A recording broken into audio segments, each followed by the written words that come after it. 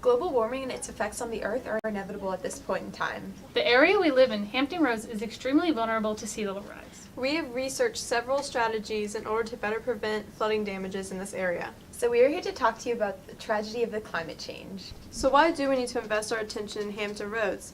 Other than the fact that it holds the largest industrial naval facility, the Norfolk Naval Shipyard, it also holds 1.6 million people in important infrastructure such as bridges, ports, and tunnels. So what can we expect from climate change?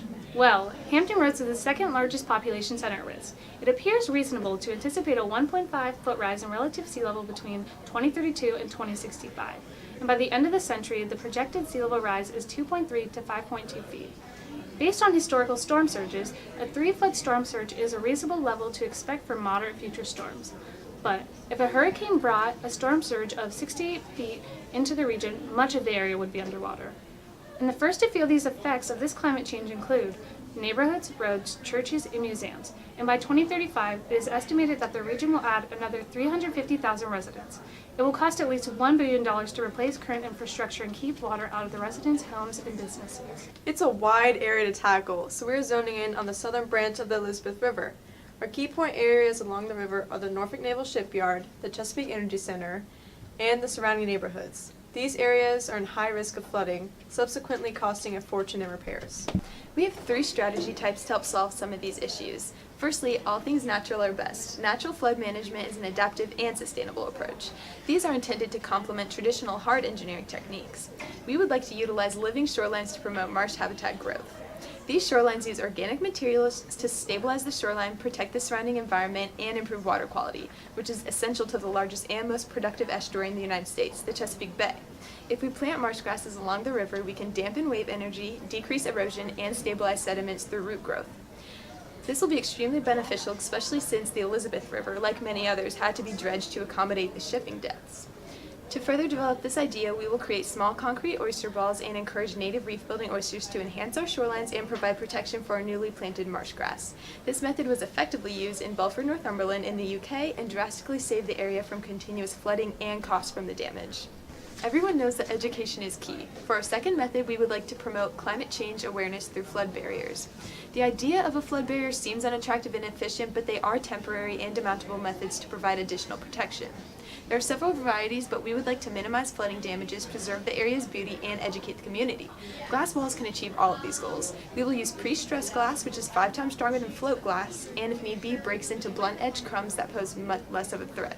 All parts are interchangeable, easily replaceable, and low maintenance. Imagine the impact these walls would have if people could physically see how high the water levels are rising as they drive to work, run nearby, or actually live by one. Especially for skeptics of climate change, this could create a huge reminder that it's actually happening. We could also use this method around the Norfolk Naval Shipyard since they recently had to replace 14 piers at $60 million each just because of water damage.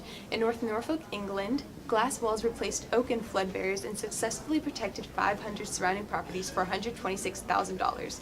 Glass walls are an artistic and modern approach protecting infrastructure and educating the community.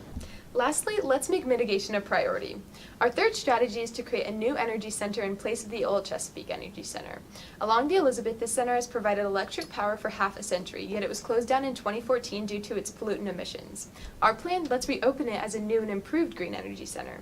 In order to do this, we must meet air quality standards that would require our company to reduce the production of greenhouse gases. We will need equipment such as scrubbers and fabric filters, which indeed are large and expensive, but it would power nearly 160,000 homes. Perfect for a growing community. A new water quality rule necessary to the plant restricts companies from tapping into rivers to cool their generators and returning that warmer water back to its resource, which is terrible for the environment. The solution would be to construct cooling towers which would store the water efficiently cooling generators while also reducing the amount of flooding. The projected cost would be about $1 billion. Pricey, right? Well, Google is a large supporter of green energy and is projected to invest over $2.5 billion in green technology projects in the next 2 years. Clearly, this area of Hampton Roads is in high interest, and we believe other investors would want to be included as well. In 2014, Google transformed an old abandoned gas and field named Regulus into a solar power plant.